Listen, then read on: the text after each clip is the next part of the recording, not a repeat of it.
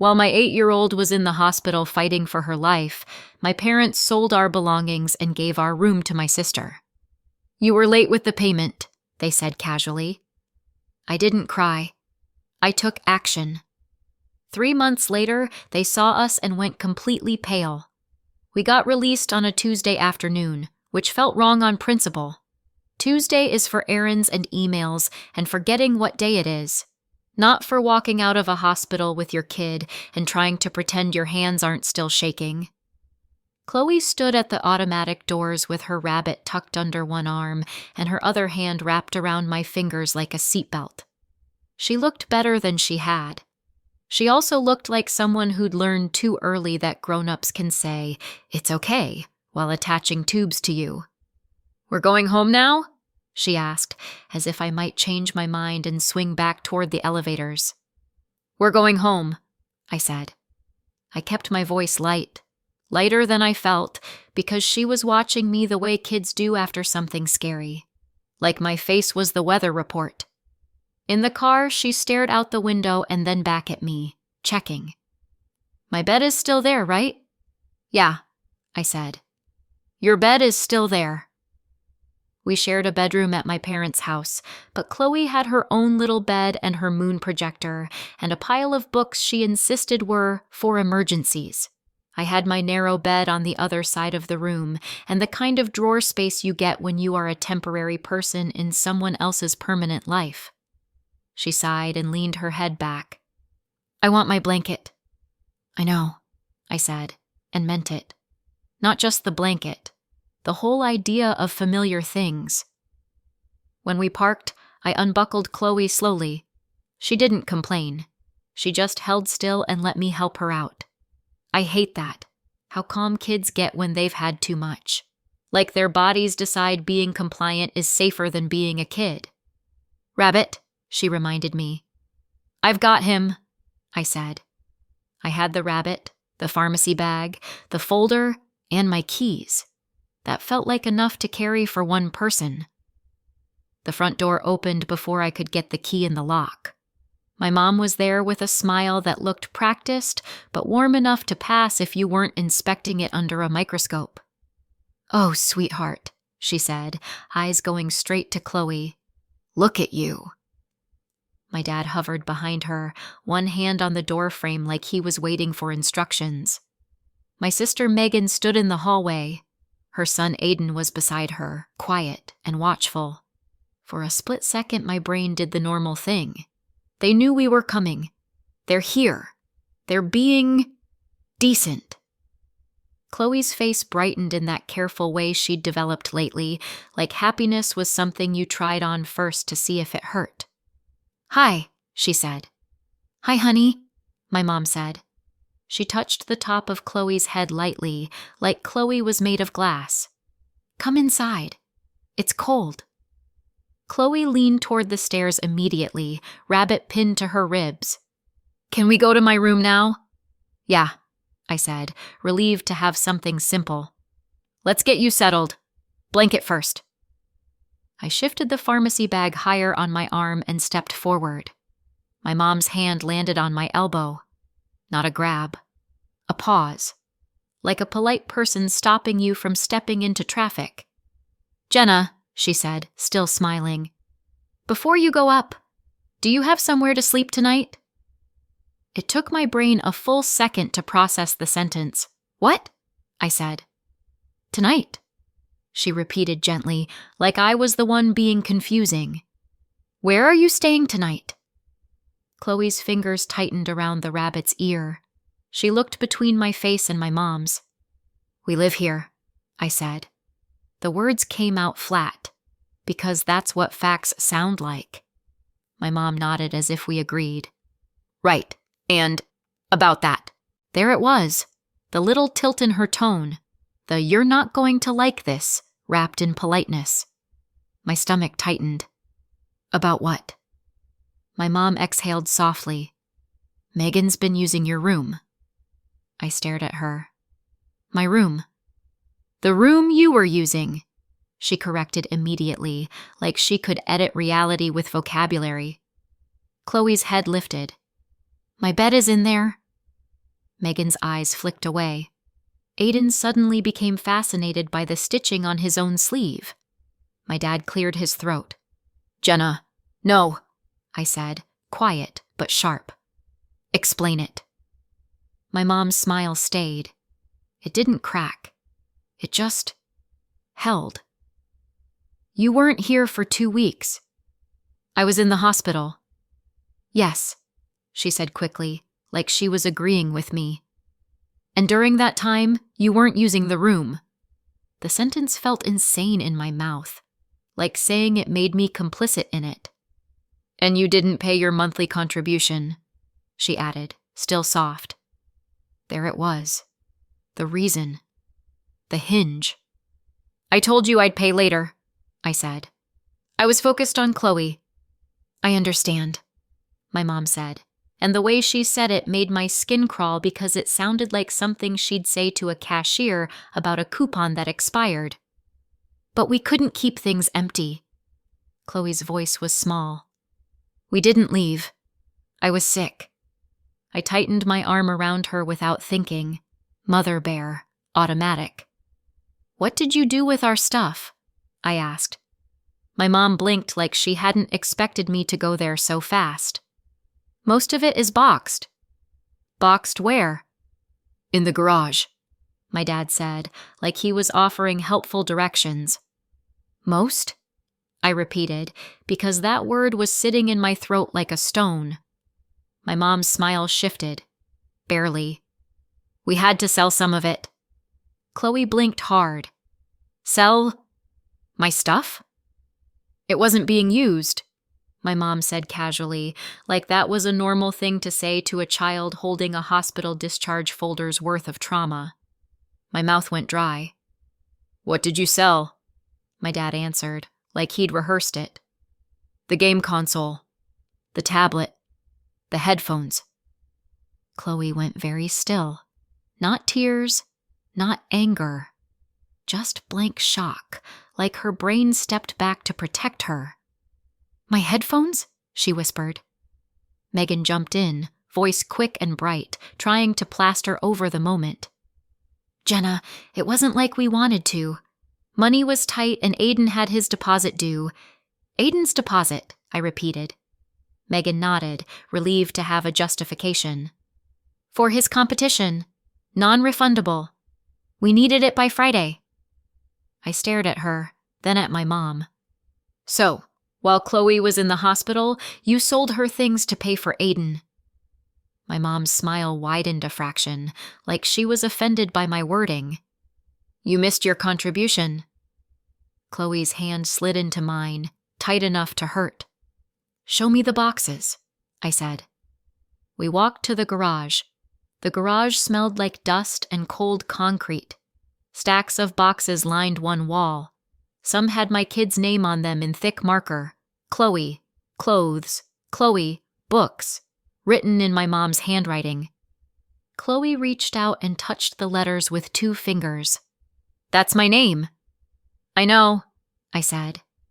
Behind us, my mom followed like this was a reasonable tour. "We kept the important things." "Like what?" I said before I could stop myself. "The stuff that doesn't have a resale value?" My dad's jaw tightened. My mom's smile flickered. Then it came back, brighter, as if she'd just remembered she was supposed to look kind. "Megan needed help," she said. I turned my head slowly. "Megan lived somewhere else." Megan lifted her chin. "Rent is expensive." "So is a hospital," I said. My mom stepped in smoothly, like she always did when things started getting uncomfortable. "Jenna," she said, "there's no reason to turn this into a confrontation." I didn't raise my voice. I didn't move. "So," I said, keeping my eyes on her because Chloe was right there. "While Chloe and I were in the hospital for 2 weeks, you moved Megan and her son into our room." My mom made a small, precise motion with her hand. "No," she said. "Not exactly." I paused. "We moved Megan into your room," she continued calmly. "Aiden is in the guest room." There was a beat where my brain tried to understand why that distinction mattered. "The guest room," I repeated. "Yes," she said, relieved, like she'd just corrected a minor detail that had been bothering her. Chloe frowned. "We weren't allowed to use that room." "No," I said quietly. "We weren't." I let that sit for a second, then set it back the way it actually was. "So, you gave my room to Megan, you gave the guest room to Aiden, you sold Chloe's things, and you packed the rest into boxes." My mom's shoulders relaxed, just a little, like she was glad we'd finally gotten the facts straight. "That's right," she said. She tilted her head, her voice softening again, like this was the part meant to fix things. "And that's why I asked if you have somewhere to sleep tonight." I waited. "If you don't," she continued, "you can stay for a couple of nights. We'll set up the sofa. It doesn't have to be a big deal." A couple of nights. Like this was a scheduling issue. Like we'd misplaced a hotel reservation. Chloe's hand slid into mine. "Mom," she whispered, "where do we sleep?" I looked at my parents, at my sister, at the boxes stacked in the garage with my daughter's name written on them in my mother's handwriting, on the sofa. I nodded once. Not agreement, just acknowledgement. "Okay," I said. My mom smiled, relieved, like she'd done something kind. "See?" she said. "We're being flexible." I didn't argue. I didn't explain. I didn't say anything else. I took Chloe's jacket from the hook and helped her into it. She didn't ask questions. She just let me zip it up. My dad frowned. "Jenna, where are you going?" "Out," I said. "For how long?" my mom asked. I paused, hand on the door. "I don't know," I said. And that was the truth. Outside, the air felt sharper than before. Chloe climbed into the passenger seat slowly, carefully, like she was afraid of doing something wrong. I started the car. The engine sounded too loud in the quiet street. Chloe buckled herself in and looked at me. "We're not staying?" I shook my head. "No!" She nodded once, absorbing it, then leaned back against the seat. "Okay," she said. "Can we drive for a little bit?" "Yeah," I said. "We can drive." I pulled away from the curb. In the rearview mirror, my parents' house looked exactly the same as it always had. I didn't know where we were going. I just knew we weren't going back. Megan is 2 years older than me, and in my family that somehow meant she mattered more. Not in a dramatic soap opera way. My parents would swear up and down they treat their kids the same. They just didn't. It showed in the decisions that were always framed as practical.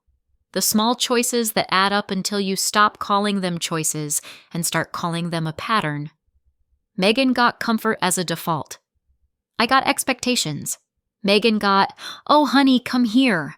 I got, "You're strong, you'll figure it out." Which sounds like a compliment until you realize it's actually a way of stepping back without feeling guilty. When Megan had Aiden, the favoritism didn't end. It upgraded.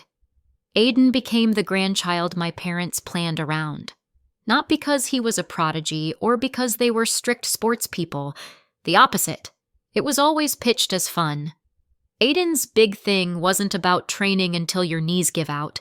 It was about getting to go somewhere cool, like the travel baseball weekends.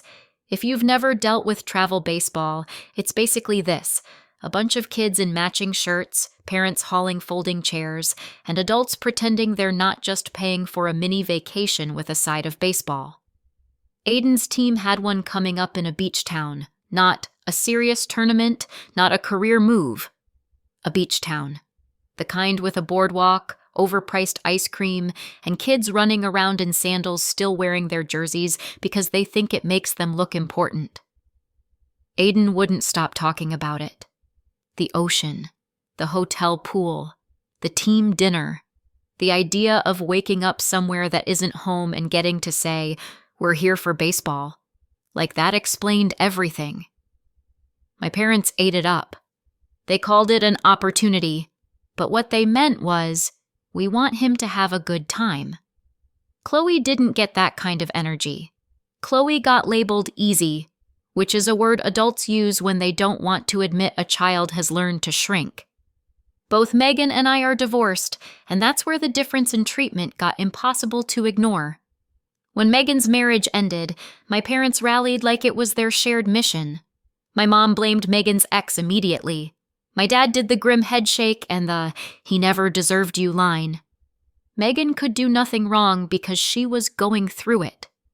When my marriage ended, years earlier, when Chloe was smaller and my life was a lot less stable, my parents didn't rally. They assessed. They offered a room, but not comfort. Living with them wasn't free. It wasn't even soft. There was a monthly contribution, the kind they insisted was fair, plus the unspoken expectation that I'd make myself useful. Extra errands, extra chores, extra "can you just" tasks that weren't requests, because in that house, requests were for Megan. I paid to live there, and then I paid again in labor. I did it because I had to.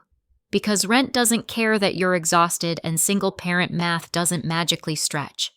What made it sting wasn't paying. It was watching money become optional when it was for Megan. My parents would hand her cash for Aiden's stuff.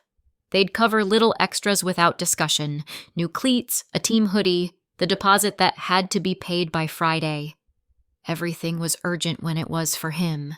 Everything was flexible when it was for her. But when it was me, it was always rules, always deadlines, always "we can't." Before Megan's divorce, before Aiden's beach weekend baseball dreams, before my parents started treating me like a tenant with chores attached, there was one other adult in that house. My grandma Helen, my mom's mom. When I was little, 6 maybe, she was just there. Not in the background, in the room. In the way that matters when you're a kid and you don't know you're keeping score yet. I remember one night I couldn't sleep because Megan was crying in her room again. Not hurt crying, performance crying. The kind that made my mom rush in like the house was on fire. I was standing in the hallway in my socks, too small to do anything except listen. My grandma found me there. She didn't tell me to go back to bed. She didn't say, "Stop lurking." She led me into the kitchen, set a glass of water on the table like it was a serious appointment, and slid a cookie toward me like she was bribing a tiny witness. "Your sister's loud," she said quietly. I snorted. I couldn't help it. It slipped out. She didn't scold me for that either. She just tilted her head and said, "You're allowed to have feelings, you know."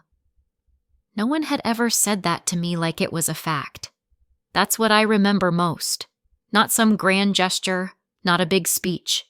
Just an adult making room for me in a house where attention was always already spent.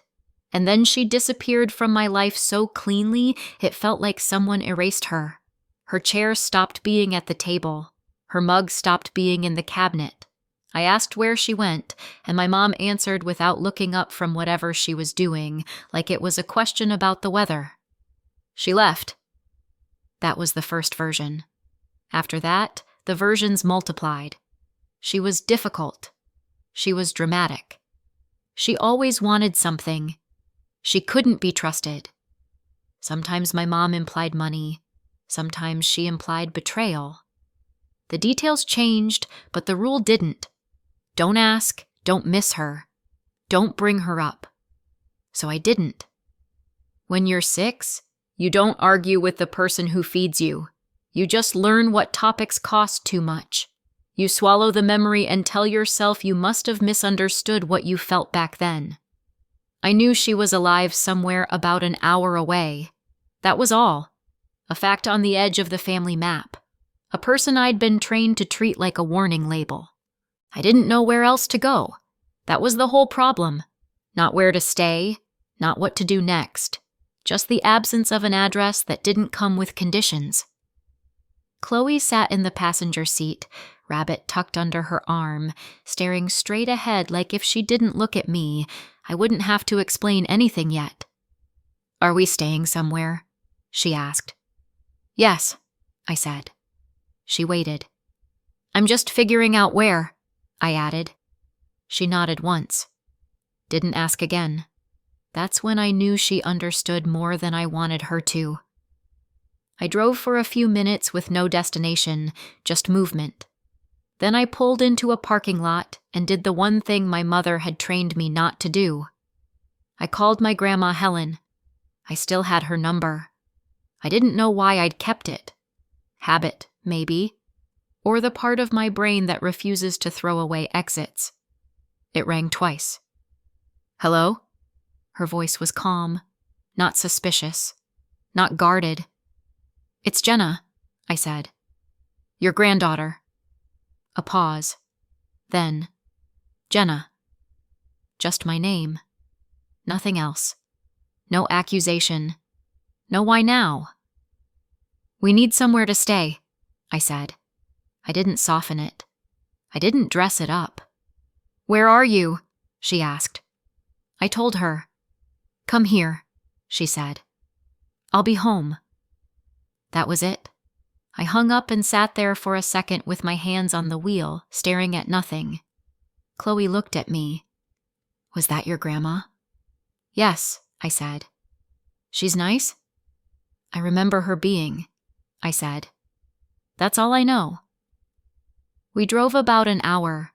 Chloe dozed in short stretches, waking whenever we slowed down, like her body still didn't trust transitions. When we arrived, the building was small and quiet. No drama, no luxury. Just there. My grandma Helen opened the door before I knocked. She looked older than I remembered and exactly the same in the ways that mattered. Her eyes went straight to Chloe. "Oh," she said softly. "Come in." No questions. No hesitation. She stepped aside and let us enter like it was obvious we belonged there. Chloe hovered near me. My grandma didn't reach for her. She didn't crowd her. She just said, "Couch is fine," and set a blanket down like she'd already decided Chloe was staying. Water appeared. Then silence. Chloe curled up under the blanket without being told. Rabbit under her chin. She didn't say thank you. She didn't need to. My grandma sat across from me. "What happened?" she said. Not why. Not what did you do. Just what happened. I told her the short version. Hospital. Discharge. Came home. Room gone. Things boxed. Some sold. Her jaw tightened. "They sold her things," she said. "Yes." "For what?" I hesitated for half a second, then said it. "A deposit for Aiden. Travel baseball. Beach weekend." That did it. My grandma let out a short breath through her nose. Not a laugh. Not quite anger. Recognition. "Your mother," she said. Chloe shifted slightly. "They sold my headphones." My grandma's face softened instantly. "I'm sorry, sweetheart." Chloe nodded like she didn't trust herself to speak. My grandma turned back to me. "She told you I left?" "Yes." "Did she tell you why?" "Different reasons," I said. "Depending on the day." My grandma nodded. "I lived with you when you were little. I worked. I helped. Then I hurt my back. Couldn't do what I used to. Couldn't be useful anymore." She didn't raise her voice. She didn't dramatize it.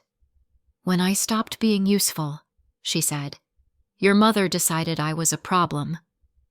That explanation fit everything too cleanly to argue with. She sat there for a moment, hands folded, looking past me at Chloe curled under the blanket like she was trying to take up as little space as possible. "I wish I could fix this the easy way," she said finally. "I wish I could hand you cash and tell you to sleep." I didn't answer, because there was nothing to say to that without turning it into a performance. My grandma exhaled and stood up. "I don't have money like that," she said over her shoulder, almost annoyed with herself. "Not sitting around, not solve your life in one day money."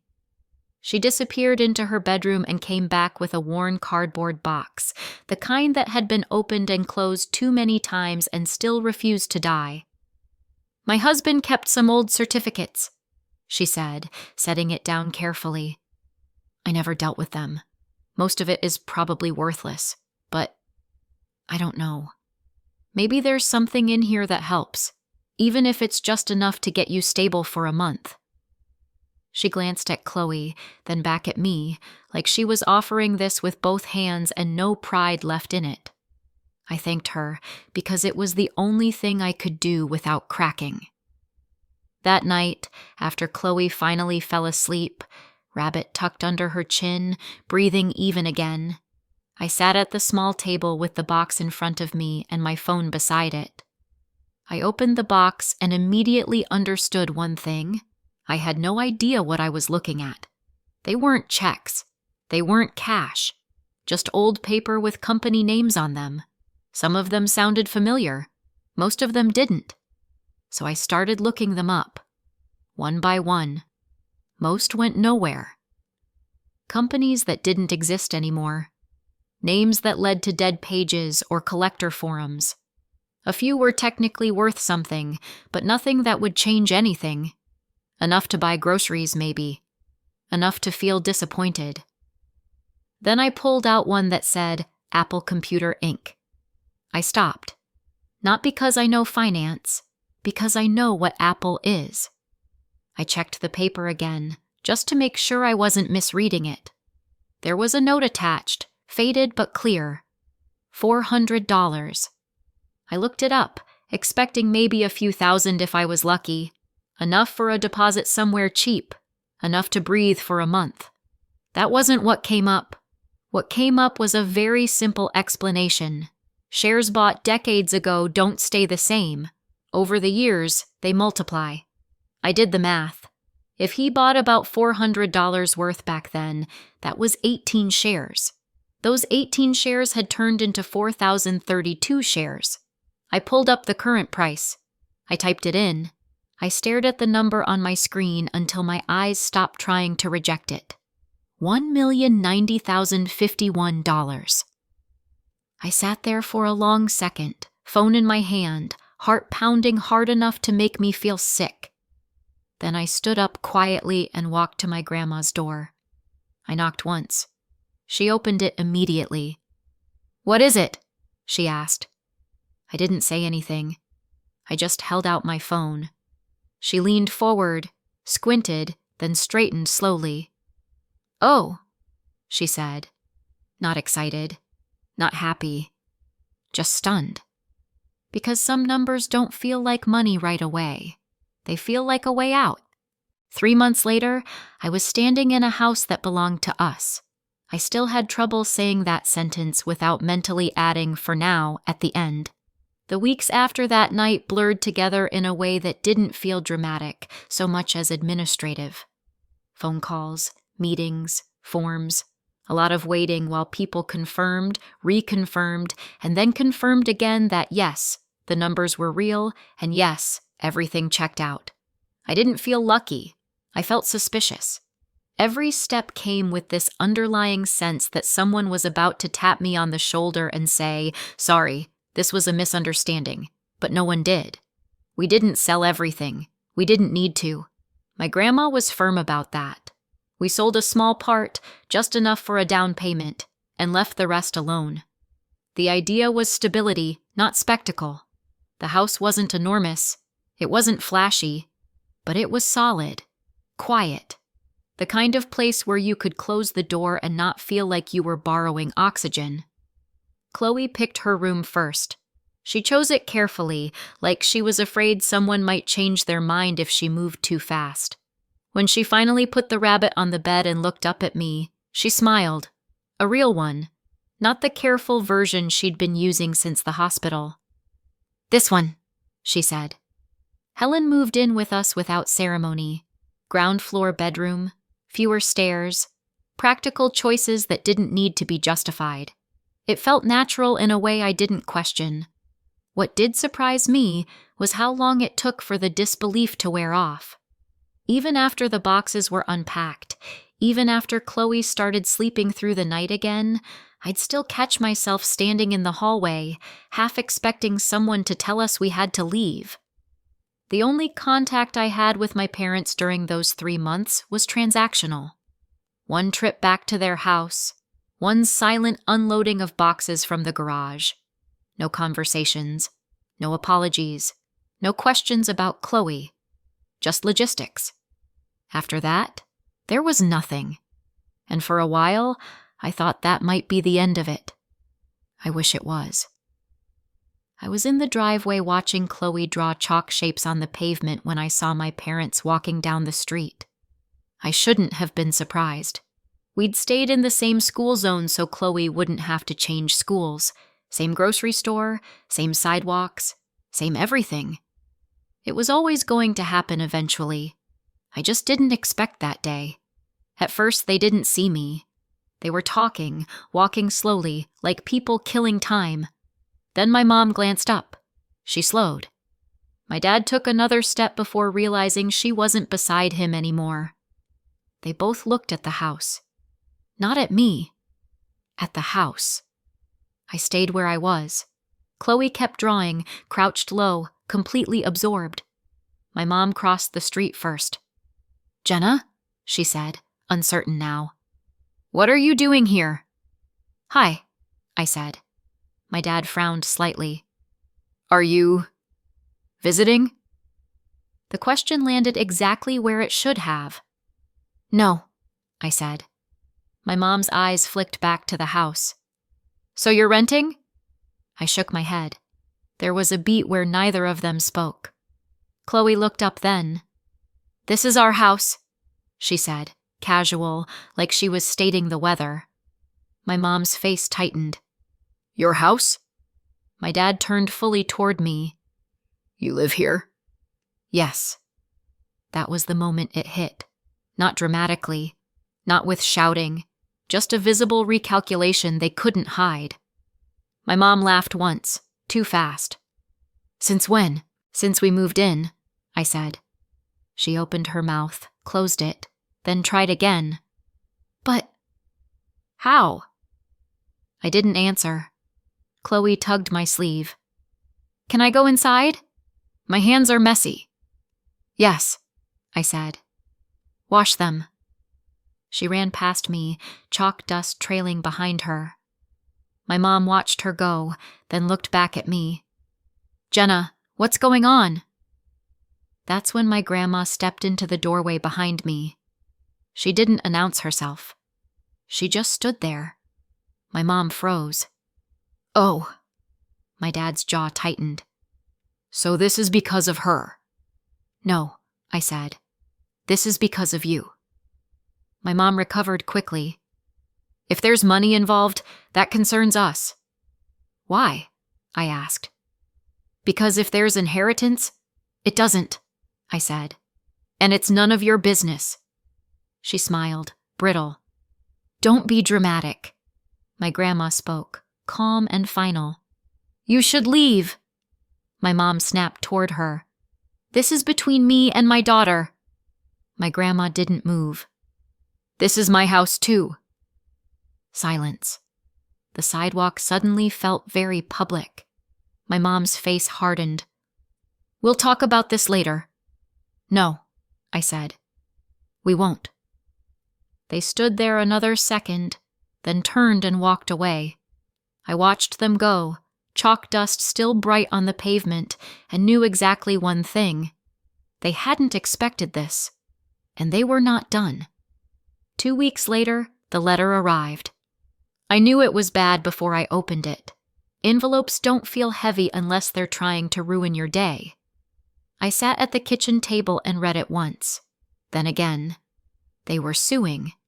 Elder financial abuse, undue influence, claims that Helen wasn't capable of making decisions, claims that I had manipulated her, claims that the apple stock belonged to my mom because it had been her father's.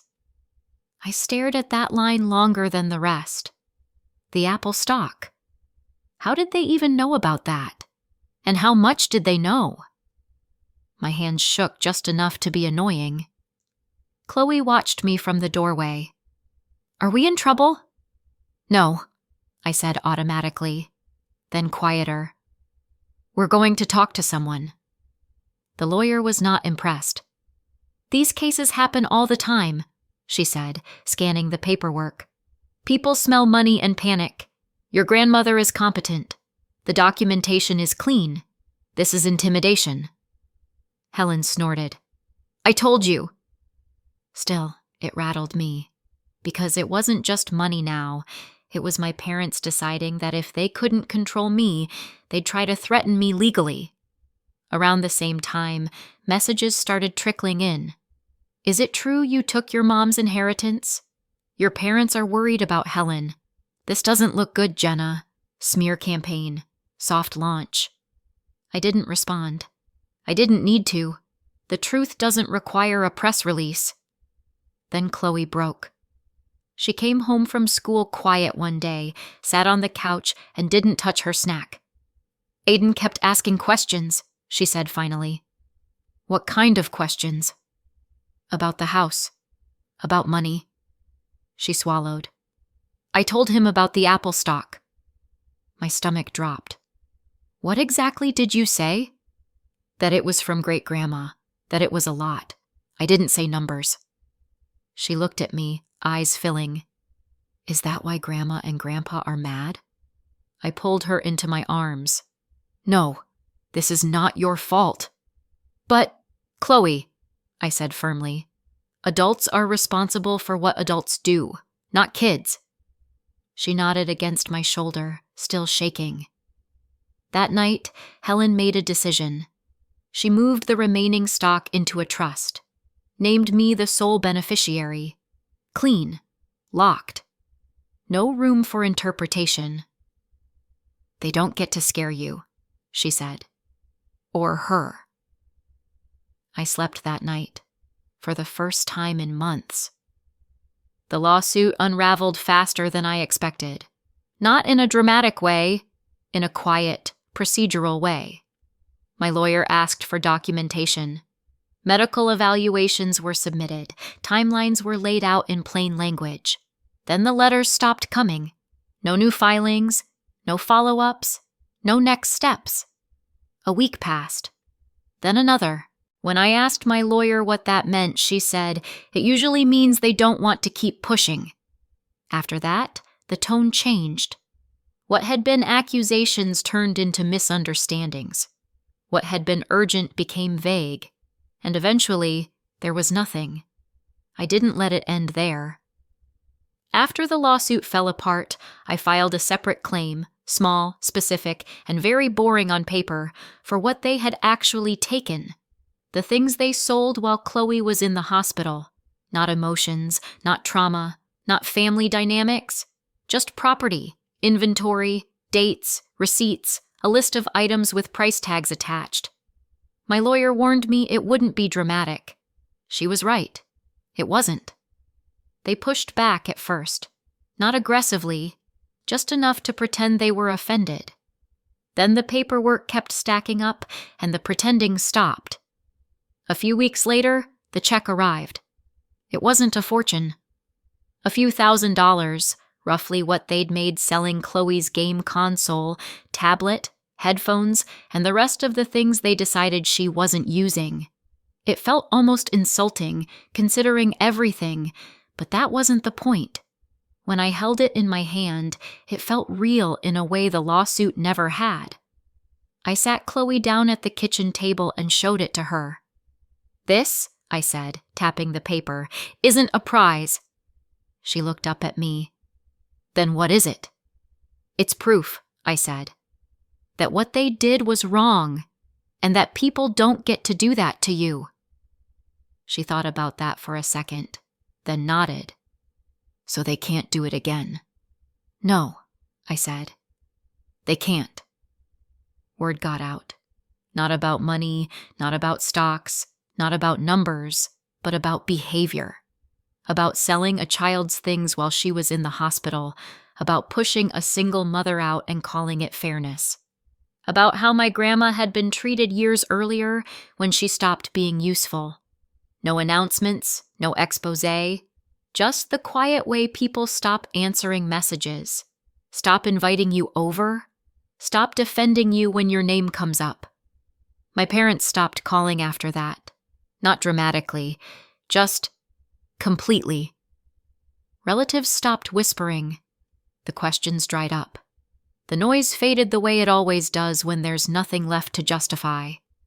Sometimes I still stand in the kitchen and feel that disbelief flicker. From a garage full of boxes to this. From a sofa offered like charity to a front door I control. And every now and then, when Chloe laughs too loud or my grandma hums while she waters the plants, I think about how close we came to disappearing, and how we didn't. Not this time. So what do you think? Did I go too far, or not far enough? Let me know in the comments and subscribe for more.